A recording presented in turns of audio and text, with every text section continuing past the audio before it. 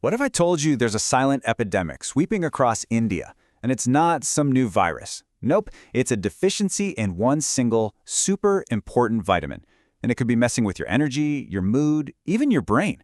Today, we're diving deep into vitamin B12 and why so many of us are running on empty without even knowing it. Let's get into it. Okay, I'm going to start with a number that should really make you pay attention. 75%. Now, this isn't just some random statistic. It's a huge warning sign for a hidden health crisis. But what exactly does it mean? That's 75%? That's the staggering percentage of people in some vegetarian communities across India who are deficient in vitamin B12.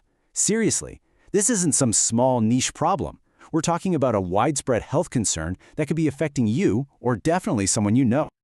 So, you have to be asking, how did we get here? And what makes this deficiency so quiet, yet so incredibly common? In our first section, let's unpack the reasons behind this growing public health issue. You know, the heart of the problem really lies in something so personal, our diet. See, vitamin B12 is a bit of a maverick. It's almost exclusively found in animal products. And in a country where vegetarianism is a cornerstone of culture for millions, well, that creates a massive built-in risk for deficiency right from the start. To really get why this deficiency is such a big deal, we need to understand the star of our show, vitamin B12 itself. So what exactly does this energy vitamin do for us? And why is it so absolutely vital for our bodies? Let's break it down. So vitamin B12, or cobalamin if you want to get technical, is a real powerhouse. I mean, think of it as your body's master architect. It's essential for building healthy red blood cells that carry oxygen everywhere. It also maintains the protective coating around your nerves, kind of like the insulation on a wire. And it's even crucial for creating the actual blueprint of your DNA. So what does all that mean for you day to day? Well, when your B12 levels are right, you can say goodbye to that constant feeling of being tired, because it helps prevent a certain type of anemia. It's like a tune-up for your nervous system, a major power-up for your energy, and a secret weapon for keeping your brain sharp and focused. Okay, so B12 is clearly a VIP in the vitamin world, which, of course, begs the question, why on earth are deficiency rates so alarmingly high in India?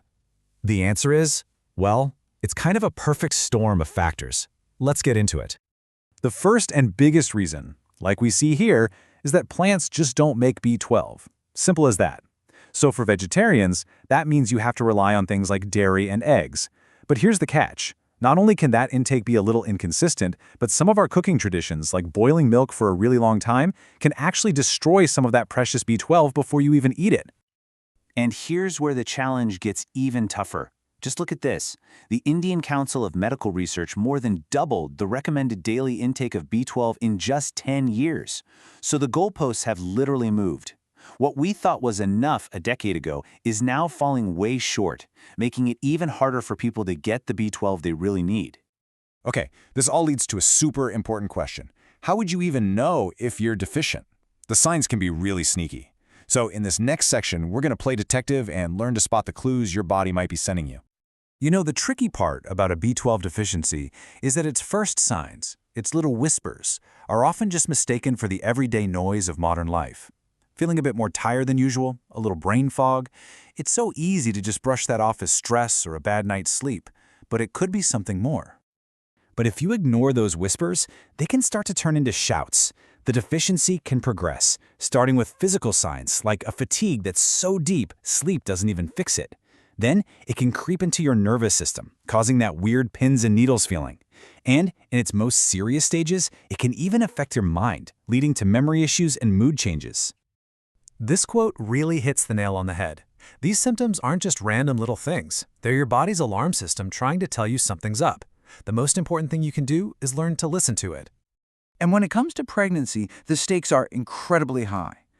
This chart, wow, it shows a really sobering connection. A full half of the mothers who delivered their babies prematurely were B12 deficient. Just let that sink in. That's a powerful reminder of how critical this vitamin is for both mom and baby. All right, we've talked about the problem and its warning signs. But look, this isn't about fear, it's about empowerment. So now let's get to the most important part, your action plan. It's time to learn how you can fight back.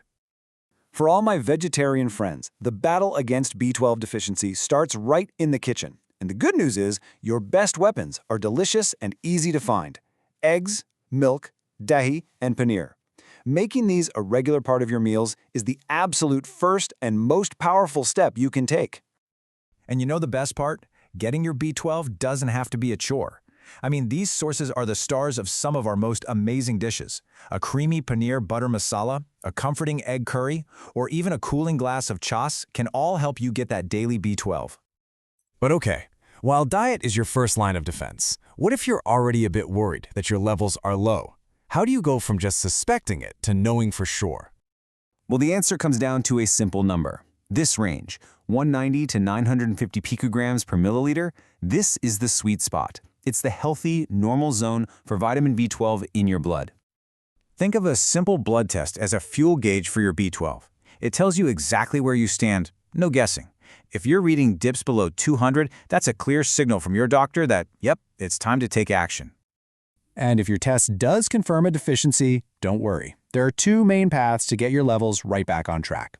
Oral supplements are the most common way to go. They're easy, they're affordable, and they work great over time. But for more severe cases, or if your body just struggles to absorb B12, your doctor might suggest injections to get those levels up much faster. And all of this brings us to a final, really crucial thought. Given how incredibly common and serious this deficiency is, maybe it's time we shift how we think about it. What if a B12 checkup became as routine as checking our blood pressure? It's definitely something to think about. Thanks for joining me on this deep dive.